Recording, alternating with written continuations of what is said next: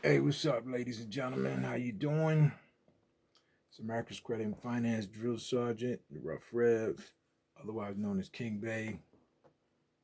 Uh, it's like 5 in the morning. I've been up all night basically.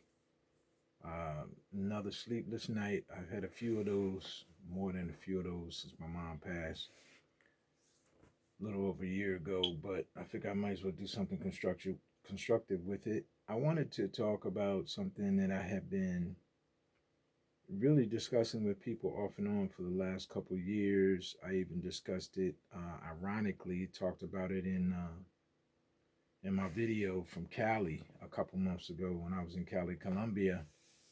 And this is gonna be a real short video because I'm tired. I really need to go to bed. Like going to bed at 5 a.m. That's crazy. But in any case, what we see now with this coronavirus and this shutdown of all of our stores, our schools, our athletic facilities, entertainment facilities, casinos, restaurants, mom and pop shop. Um, it's really hitting a lot of people hard economically. But I have said it for years and years and years that there's something very wrong with the countries that has a financial model where it assesses the strength of the economy based on how much money people spend. And I mentioned it before that I'd seen in a newspaper maybe 5 years ago, 6 years ago, an article in the news on the front page that said Americans are saving more than they have since the 1940s and it's hurting the economy. How can saving hurt the economy?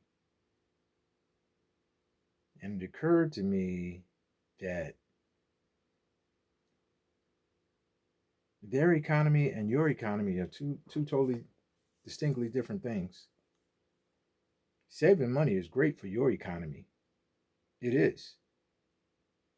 But it hurts their economy. When I'm talking about them, I'm talking about the people who control this system, the people who are in positions of power, the people who glean a lot of wealth and financial capital from our frivolous spending. Their economy really doesn't need a boost. I just read yesterday on the internet that American Airlines got an economic stimulus, coronavirus economic stimulus cash infusion of $5 billion. I know they had been asking for it. I thought they would have taken a vote about it. Maybe they would have had to get a referendum through Congress or talk to the Senate or whatever. They just did it. With Trump in charge, he just they just did it. And it's very interesting that when their economy is in trouble, man, they go all out to prop that thing up and push it and help it to stand.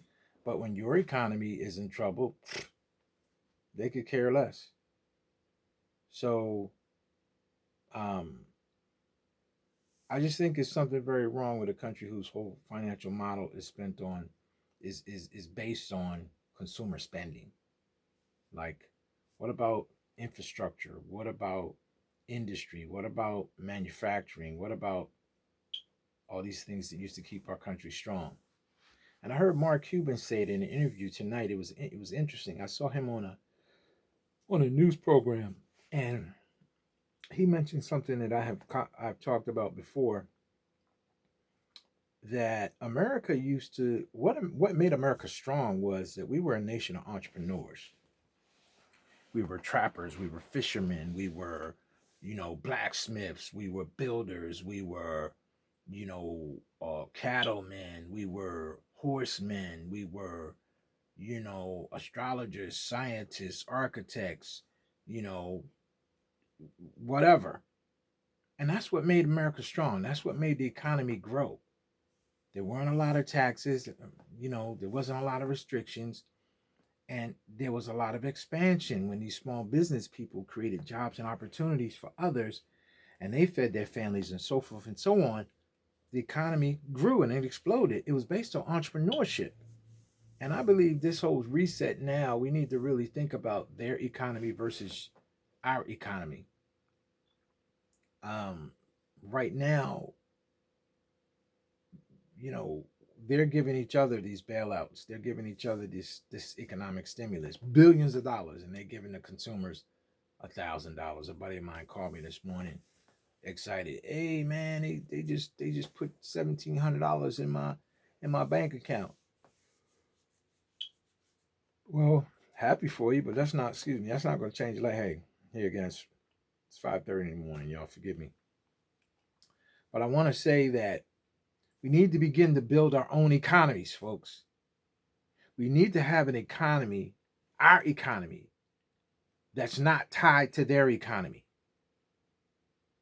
You know, they used to have something called an underground economy in DC. All the hustlers, all the pimps, all the strippers, all the car thieves, all the robbers, they operated in a whole different economy that didn't affect the gross national product or any of that other stuff they talk about on Wall Street. And they did well. And those guys supported the whole DC economy at one time when the economy was doing bad in the 90s. The hustlers kept that place alive. The truth be told, it wasn't the mayor and the Congress and the Senate and the president. It was the hustlers that kept that whole economy going. And there's people in the underground economy that often in time like these, they're the people that keeps things popping. So I'm not saying you have to do anything illegal, nor am I indicating or alluding to the fact that you should. But what I am saying is your economy, your economy needs to be divested from their economy. It needs to be outside of the realm of their control and not dependent on how much money you waste. Because that's what they build their financial strength on, how much money you waste on video games and cars and drinking and whatever.